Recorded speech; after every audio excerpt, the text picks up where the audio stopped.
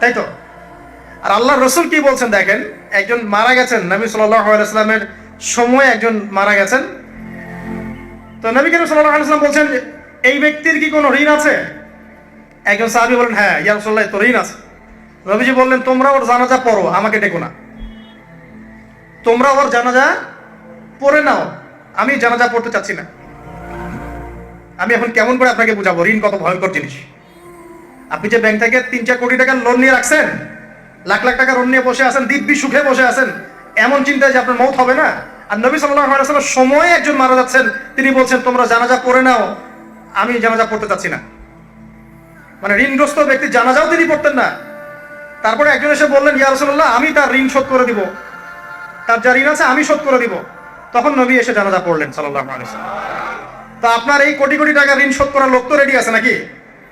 আছে না?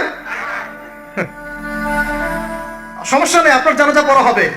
কারণ হুজুরকে আপনি 5,000 টাকা দিবেন, হুজুর জানাজা পড়াই দিবে, কোনো সমস্যা নেই। তারপরে আপনার মিলাদও হবে, আপনার একটা বড়সড় দোয়াও হবে ইনশাআল্লাহ।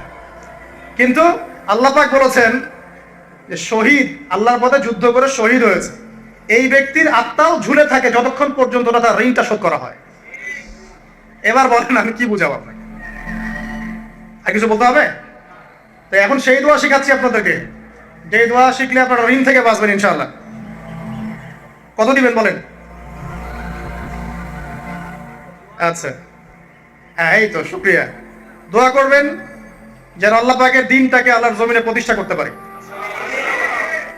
আমার সাথে বলেন, দোয়াটা হচ্ছে আল্লাহুম্মা ইকফিনি বিহালালিকা আন হারামিকা ওয়া আগনিনি বিফদলিকা আম্মান সিওয়াকা।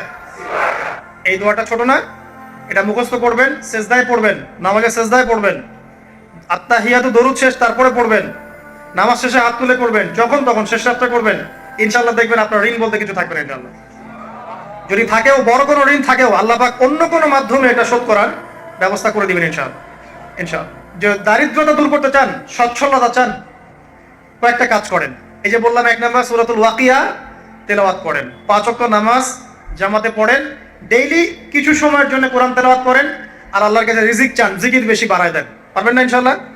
আমার জীবনে এমন ঘটনা ঘটেছে, এটা এখন গল্পটা মনে পড়ে গেল তাই বলছি, যে 1,20,000 টাকা ঋণ আছে আমার, শোধ করার কোনো অপশন নাই আমার কাছে। আমার চোখে ধরা পড়ছে না যে 1,20,000 টাকা আমি কেমনে দিব। কি হলো, হঠাৎ করে আমরা একটা সার্কুলার দেখলাম যে সারা বাংলাদেশে ইসলামিক ট্যালেন্ট খোঁজা হচ্ছে। 2000, এটা মনে হয় 17 কি 18 সালের কথা। হ্যাঁ 18 না? আচ্ছা 18। তো হ্যাঁ, আলোকিত। তো এখন আমার ওয়াইফ বলছেন যে আপনি এটাতে অ্যাপ্লাই করেন। তো আমি অ্যাপ্লাই করবো, এটা তো আলেম ওলামাদের প্ল্যাটফর্ম, আমি এখানে জেনারেল থেকে আসা মানুষ কেমন করে কি। তো সে বলছেন না, আপনি পারবেন ইনশাল্লাহ, আপনি পড়াশোনা করেন, ইনশাল্লাহ পারবেন।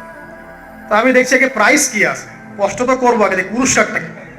তো পুরস্কারটা দেখছি যে একটা ওমরা করাবে। ওমরা করা তো যে কারোর জন্য একটা মানে স্বপ্নের ব্যাপার না? ওমরা করা তো সবাই আমরা খুব পছন্দ করি, আল্লাহ পাক আমাদেরকে বেশি বেশি ওমরা করার তৌফিক দেয়। আর লেখা আছে যে ফার্স্ট প্রাইজ 3 লাখ টাকা, second prize 2 lakh, third prize হচ্ছে 1 লাখ টাকা। তো সেটা আচ্ছা ঠিক আছে। তখন আমি একটা জবও করি, আমি কিন্তু চাকরিও করেছি এক সময়। তো এখন